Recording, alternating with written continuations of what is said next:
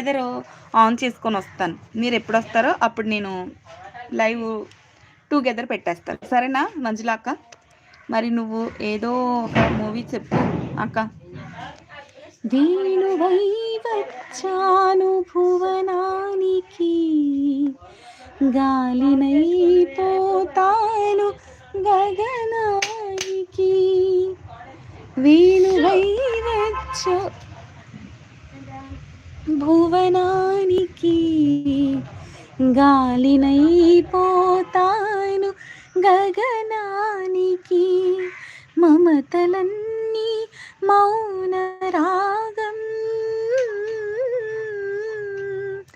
వాంఛలన్నీ వాయులీనం. వేణువై వచ్చాను భువనానికి, గాలినై పోతా